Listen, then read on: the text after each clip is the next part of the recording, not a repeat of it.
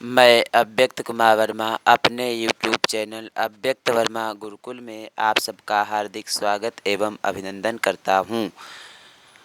और नमस्कार मित्रों, समस्त छात्र छात्राओं को नमस्कार। आज हम संस्कृत साहित्य के अंतर्गत पढ़ने का प्रयास करेंगे वैदिक साहित्य के विषय में।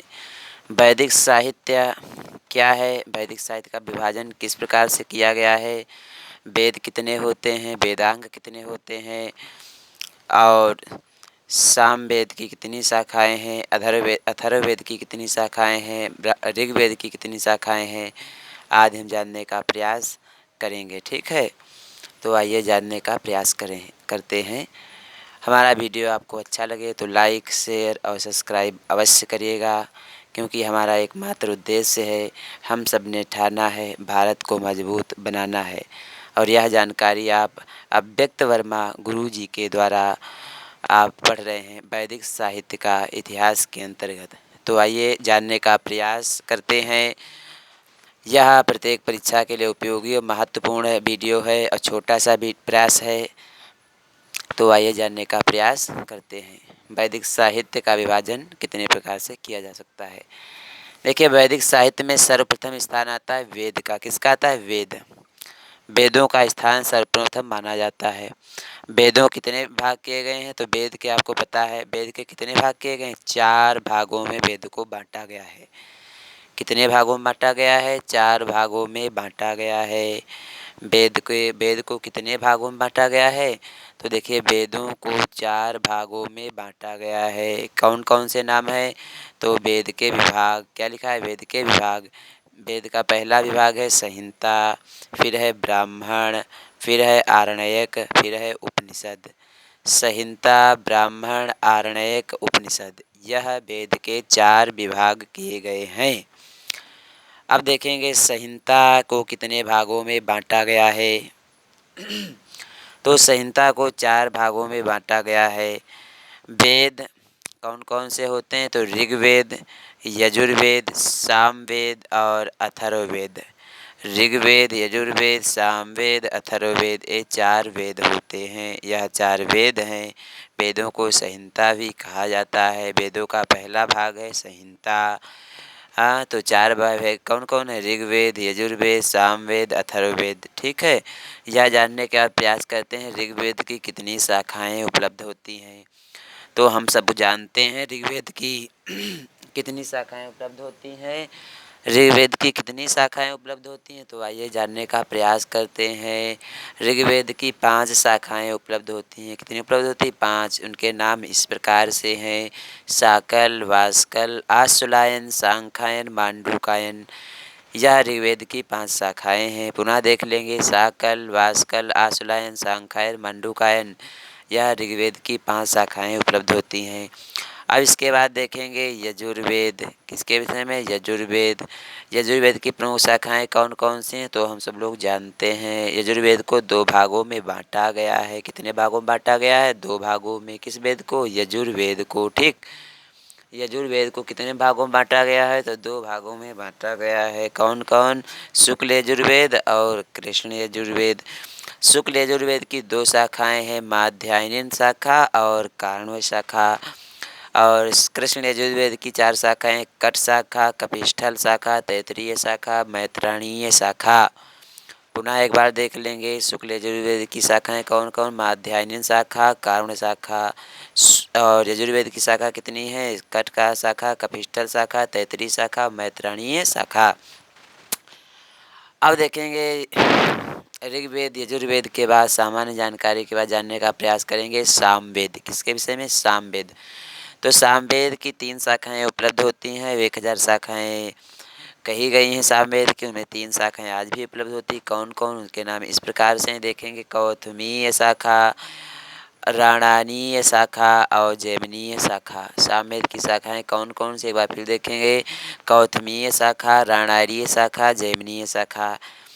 अब इसके बाद हम जानने का प्रयास कर रहे हैं अथर्ववेद। अथर्ववेद की शाखाएं कौन कौन सी उपलब्ध होती है, इस विषय में जानने का प्रयास करेंगे। तो आइए जानने का प्रयास करते हैं अथर्ववेद की शाखाएं कौन कौन सी हैं। तो देखिए, पैपलाद शाखा, शौनक शाखा, मौद महाभास शाखा, स्तौद शाखा, जाजल शाखा, जलद शाखा, ब्रह्मवेद शाखा, चारण वैद शाखा, देवदर्श शाखा। पुनः देख लेंगे एक बार।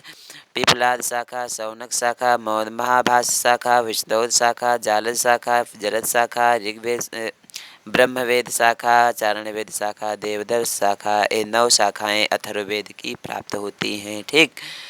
अब देखेंगे हम वेदों के विभाजन में चौथा भाग, इस उपनिषद के विषय में क्या देखेंगे। उपनिषद, वेदों के प्रमुख उपनिषद के विषय में जानने का प्रयास करेंगे। उपनिषद कौन कौन से, तो आइए उनके नाम जानने का प्रयास करते हैं। हमने आपको बताए थे वेद के 4 भाग होते, कौन कौन। संहिता, ब्राह्मण, आरण्यक, उपनिषद। अब उपनिषद कितने कौन कौन से, तो राइज जानने का, प्रमुख उपनिषद के नाम जानने का हम प्रयत्न करते हैं या उन नामों को जानते हैं। तो देखिए कौन कौन से हैं। ईशावास्य उपनिषद, केन उपनिषद, कठ उपनिषद, प्रश्नोपनिषद, मुंडकोपनिषद, मांडुक्योपनिषद, तैत्तिरीयोपनिषद, तैत्तिरीयोपनिषद, श्वेताश्वर उपनिषद, छांदोग्य उपनिषद, बृहदारण्यक उपनिषद।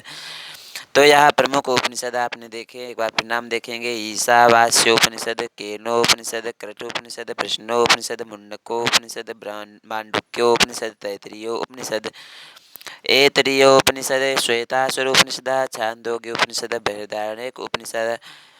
अब इसके बाद हम जानने का प्रयास करेंगे। देखिए वेदांग, क्या देखेंगे। वेदांग, वेदांग कौन कौन से हैं, वेदों के अंग कौन कौन से माने जाते हैं। अच्छा, वेदों के 4 भाग हमने बताए थे, संहिता, ब्राह्मण, आरण्यक, उपनिषद। तो उपनिषद की चर्चा हो गई, संहिता की चर्चा हो गई, ऋग्वेद, यजुर्वेद, सामवेद, अथर्ववेद। ब्राह्मण की चर्चा अगले भाग में करेंगे, आरण्यक भी आपको बताएंगे।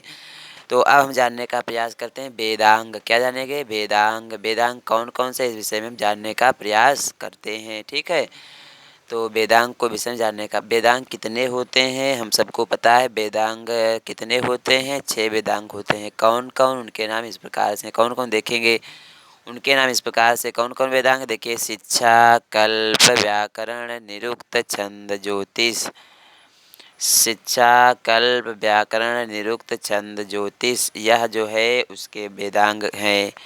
पुनः देखेंगे वेदांग के क्या क्या नाम हैं। वेदांग 6 होते हैं, उनके नाम इस प्रकार से हैं। शिक्षा, कल्प, व्याकरण, निरुक्त, छंद और ज्योतिष।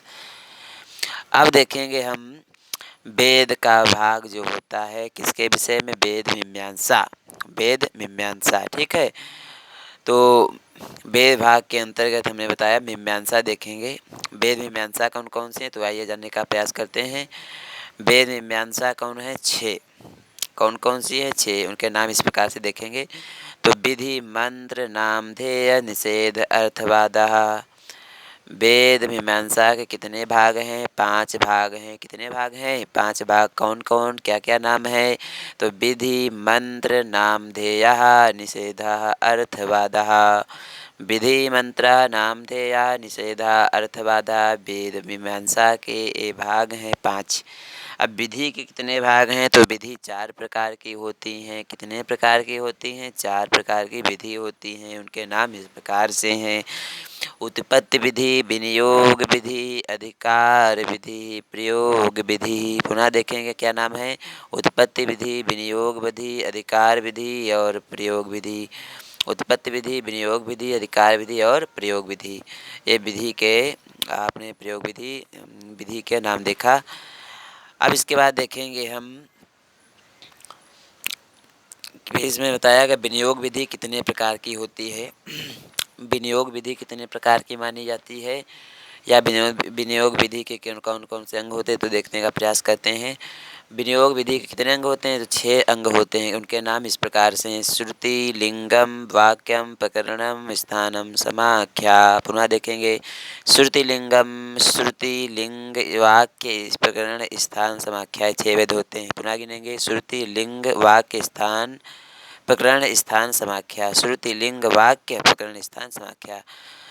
तो हमने आपको बड़ा संक्षेप में अव्यक्त वर्मा गुरुजी के द्वारा वैदिक साहित्य के वेद कितने हैं? 4 ऋग्वेद, यजुर्वेद, सामवेद, उनकी प्रमुख शाखाएँ कौन-कौन सी हैं, वेदांग कौन-कौन से हैं, शिक्षा, कल्प, व्याकरण, निरुक्त, छंद, ज्योतिष और वेद में मीमांसा के कितने भाग किए गए हैं? तो हमने आपको बताया 5 भाग किए गए हैं। विधि के कितने भाग? 4 भाग। विनियोग विधि के कितने भाग? 6 भाग। श्रुतिलिंग वाक्य प्रकरण स्थान समाख्या 6 भाग किए गए हैं। बहुत संक्षेप में हमको आपको जानकारी दी। यह वीडियो आपको अच्छा लगा हो तो वीडियो को लाइक, शेयर और सब्सक्राइब अवश्य करिए, क्योंकि हमारा एकमात्र उद्देश्य है, हम सब ने ठाना है भारत को मजबूत बनाना है। और इसमें जो है आप सब सहयोग करेंगे तो निश्चय ही एक दिन भारत विश्व गुरु बनेगा, क्योंकि संस्कृत भाषा प्राचीन काल से ही राष्ट्रीय भाषा रही है और संस्कृत देववाणी भी रही है। कैसी भाषा रही है? देववाणी भी भाषा रही है। संस्कृत सभी भाषाओं की माता है। तो आइए हम सब ने ठाना है संस्कृत को का गौरव फिर से वापस लाना है। इसी उद्देश्य के साथ अपनी वाणी को देते हैं विराम। हमारे साथ बोलिए जय श्री राम। वीडियो देखने के लिए आप सबका धन्यवाद। नमो नमः। धन्यवाद। वीडियो अच्छा लगा हो तो लाइक, शेयर और सब्सक्राइब अवश्य करिए। धन्यवाद।